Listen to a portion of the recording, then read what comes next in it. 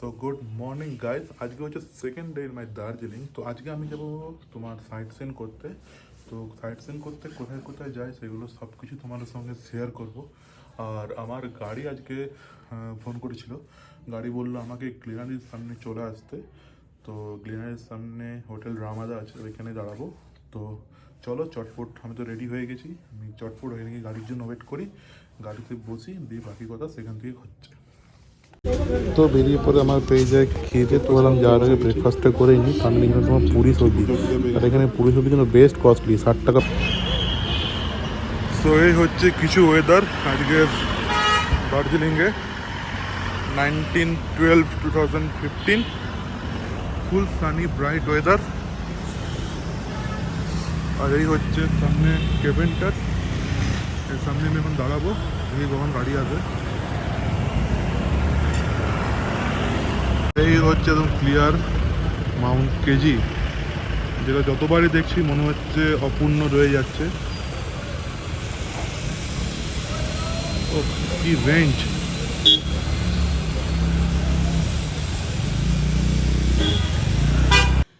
So আমাদের প্রথম destination ছিল তোমার জাপানিজ টেম্পল এবং পিস প্যাগোডা। তো এই মন্দিরটি হচ্ছে তোমার দার্জিলিং শহরের কেন্দ্র থেকে প্রায় 2 থেকে 5 কিলোমিটার দূরে জলাপাহাড় পাহাড়ের উপরে অবস্থিত। এটি রঙের দোতলা ভবনটি ক্লাসিক জাপানি স্থাপত্য শৈলীতেও নির্মিত।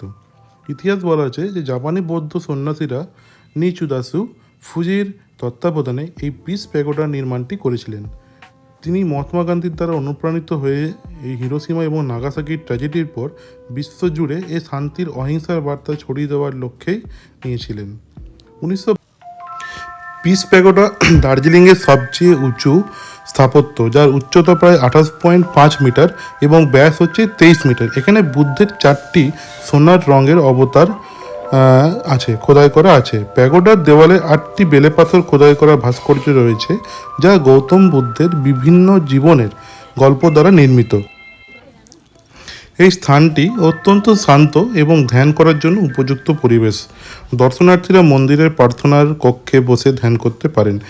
এটি খোলার সময় হচ্ছে বলে দিচ্ছি আপনাদেরকে, দর্শনার্থীদের জন্য পিস প্যাগোডা এবং জাপানি মন্দির প্রতিদিন সকাল 8টা থেকে সন্ধ্যে 7টা পর্যন্ত খোলা থাকে এবং এর প্রবেশ মূল্য বা যা এন্ট্রি ফি কিছু লাগে না।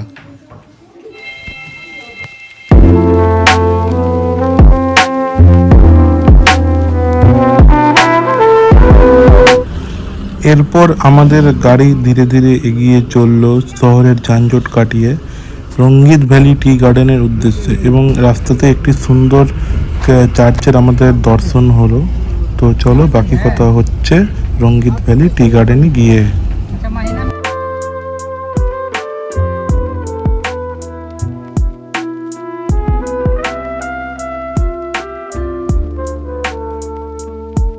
তো গাইজ, এখন আমরা চলে এসেছি তোমার রঙ্গিত ভ্যালি টি গার্ডেন্সে। তো রঙ্গিত ভ্যালি টি গার্ডেন এটা অতটাও খাস নয়, তো এটা প্যাকেজের মধ্যে ছিল বলে কিছু করার নেই, এটা নিতে হয়েছে। তো আমি সাজেস্ট করবো, যদি তোমরা আসছো তো টি গার্ডেনটা যদি দেয় তো জিজ্ঞেস করে নেবে রঙ্গিত ভ্যালি না হ্যাপি ভ্যালি টি গার্ডেন, কারণ হ্যাপি ভ্যালি টি গার্ডেনটা খুবই ভালো এবং অনেকটা মানে ওয়েল মেনটেন্ড, এটা অতটা মেনটেন নয়। আর একটা যেটা আছে ওটা তো অরেঞ্জ ভ্যালি টি গার্ডেন, ওটা অন্য রুটে পড়ে যাচ্ছে। তো তোমরা কাইন্ডলি দেখে নিও যে এটা রঙ্গিত ভ্যালি বলছে না হ্যাপি ভ্যালি। তো আমরা পৌঁছে গেছিলাম তোমার রঙ্গিত ভ্যালি টি গার্ডেনে। তো রঙ্গিত ভ্যালি টি গার্ডেন সম্বন্ধে বলে দিচ্ছি, ভারতের পশ্চিমবঙ্গের দার্জিলিং এটি অবস্থিত এবং এটি মনোরম চা বাগান।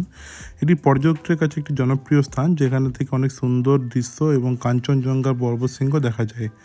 এটি অবস্থান হচ্ছে, চা বাগানটি শহর থেকে প্রায় 25 কিলোমিটার দূরে লেবংকাট রোডে এটির অবস্থান, এবং এর প্রাকৃতিক সৌন্দর্যটি পাহাড়ের ঢাল বিস্তৃত এবং চারপাশে সবুজ দৃশ্য অত্যন্ত চিত্তাকর্ষক। এখান থেকে কাঞ্চনজঙ্ঘা পর্বতশৃঙ্গের দৃশ্য উপভোগ করা যায় এবং রঙ্গিত নদী এই বাগানের মধ্যে দিয়ে প্রবাহিত হয়। এর নাম হয়েছে রঙ্গিত টি গার্ডেন।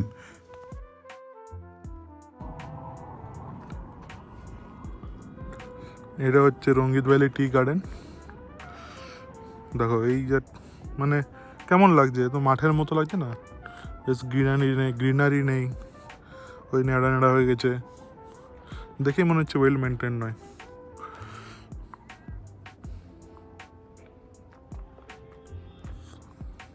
আর মেন থিং কাঞ্চনজঙ্ঘা, ওটা তো প্রত্যেক মানে পিছুই ছাড়ছে না আমাদের, যেখানে যাচ্ছি ওনার দর্শন পাচ্ছি। এটা সব থেকে মানে সব কিছু ভুলিয়ে দিচ্ছে। তারপরে আমরা চলে এসেছিলাম তেনজিং নোরগে রকে। এই বিশাল আকৃতির যে পাহাড়টি তোমরা দেখতে পাচ্ছ, পাথরটি, এটি নামকরণ করা হয়েছিল তেনজিং নোরগের নামে, কারণ কথিত আছে তিনি এখানে পর্বতরোহণ করতেন এবং এখানে তিনি প্র্যাকটিস করতেন।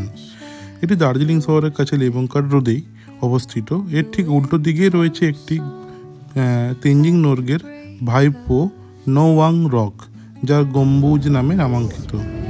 Pines, secrets untold, carrying tales only the forest holds. Moonlight spills. তারপরে আমরা চলে এসেছিলাম দার্জিলিং জুতে, এবং এই জুয়ের ভিতরে আছে HMI মানে হিমালয়ান মাউন্টেনিং ইনস্টিটিউট। তো এই জুতে প্রবেশ করতে আমাদের লেগেছিল 110 টাকা করে টিকিট প্রতিজন। তো এই জুয়ের ভিতরটা কিছুটা এরকম ছিল। তো এই জুটির মানে নাম হচ্ছে পদমজা নাইডু হিমালয়ান জুলজিক্যাল পার্ক। এটি ভারতের একমাত্র বিশেষ চিড়িয়াখানা যেখানে রেড পান্ডা পাওয়া যায়। এটার অবস্থান হচ্ছে জওহর পর্বত, দার্জিলিং। এটি খুলে যায় তোমাদের সকাল 8:30 থেকে, এবং এটি বন্ধ হওয়ার টাইম হচ্ছে বিকেল 4টে। ছুটির দিন প্রতি বৃহস্পতিবার এটি বন্ধ থাকে। তো এরপর আমরা চলে আসি তোমার হিমালয়ান মাউন্টেনিং ইনস্টিটিউট, যার শর্ট নেম হচ্ছে HMI। এটি দার্জিলিংয়ের বিখ্যাত একটি প্রতিষ্ঠান যা পর্বতারোহণ প্রশিক্ষণ এবং অ্যাডভেঞ্চার কোর্স পরিচালনা করে। এখানে বেসিক, অ্যাডভান্স এবং সার্চ রেস্কিউয়ের মতো কোর্সও করানো হয়। এটির প্রশিক্ষকদের পর্বতারোহণের সকল কৌশল শেখানো হয়। দেখো এখানে বিভিন্ন রকমের নট ছিল, যে আমরা কত রকমের যে গাঁট হয়, গাঁটগুলো ও ডিটেলস আলোচনা করা ছিল। তো এটা হচ্ছে হিমালয়ান মাউন্টেনিং ইনস্টিটিউটের একটি প্রাঙ্গণ। এখানেই তোমাদের বেসিক্যালি ট্যুরিস্টরা ঠিক এতটা তক্কই ঘোরাঘুরি করতে পারে, এবং ওই দিকটাতে আর ঢুকতে পারে না।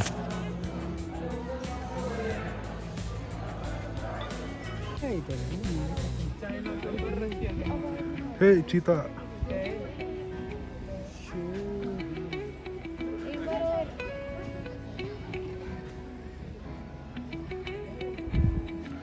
दहाड़ बेटा, थोड़ा जोर से दहाड़, व्यू आएगा।